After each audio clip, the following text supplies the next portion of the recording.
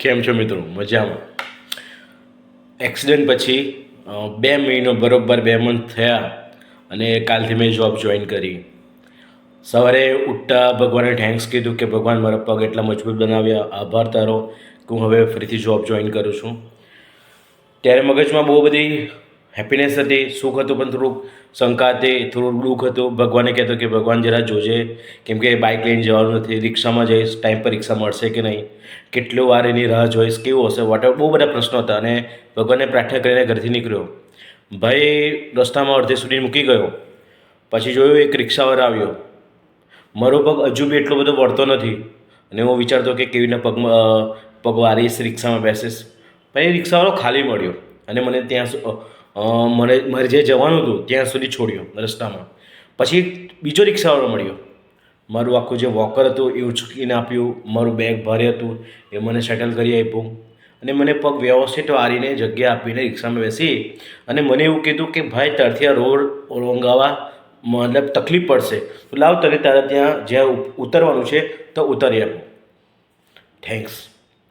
ઘરે આવ્યો, મતલબ જોબ પર ગયો, બધું પૂરું થઈ ગયું, સાંજે ઘરે આવી ગયો.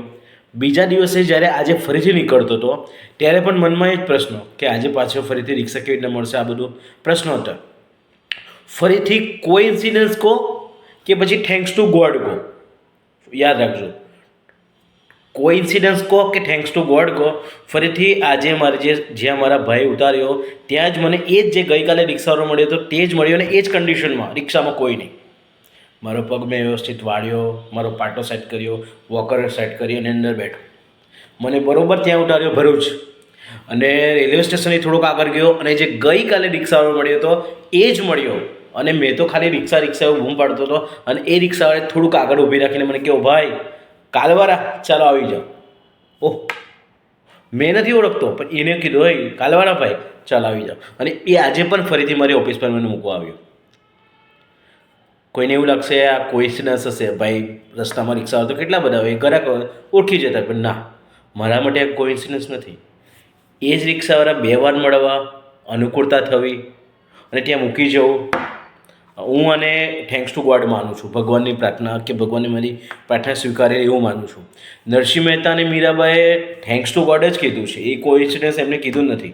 અને એમને જે ભગવાને પોતાની પર કરેલા ઉપકાર છે એમને છંદ સ્વરૂપે, એને કવિતા સ્વરૂપે એને ગાયા.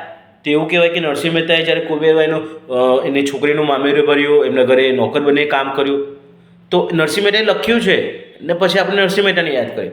પણ જરા યાદ કરો કે ભગવાને પણ તમને મદદ કરી છે કોઈ નાની નાની સ્વરૂપે. એવું કોઈ ટાઈમ એવો આવે કે તમારી પાસે પૈસા ના હોય, છૂટ્ટા ના હોય અને ઇમરજન્સીમાં તમારું કામ અટક્યું હોય અને કોઈ કે લે ભાઈ છૂટ્ટા આપી દઉં. રસ્તામાં એકદમ સ્પીડમાં જવાનું હોય, કોઈ જગ્યાએ બસ રિક્ષા ના મળતી હોય અને કોઈ સામે ત્યાં એવું કહે કે ભાઈ ક્યાં જવું છે, લિફ્ટ આપે. તો ઘણાને એવું લાગે કે કોઇન્સિડન્સ છે, પણ એ થેન્ક્સ ટુ ગોડ જ છે.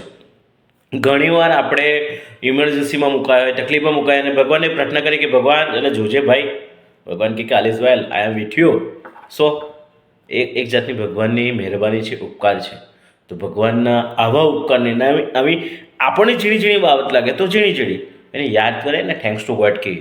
તમને શું લાગે છે, આ કોઇન્સિડન્સ છે જે 2 રિક્ષાવાળા મને મળ્યા બંને દિવસે અને એટલી સરળતાથી મને ઓફિસ સુધી મૂકવા આવ્યા? તો તમને શું લાગે છે દર્શક મિત્રો, આ કોઇન્સિડન્સ હોઈ શકે કે પછી થેન્ક્સ ટુ ગોડ? કમેન્ટ્સમાં જરૂર જણાવજો.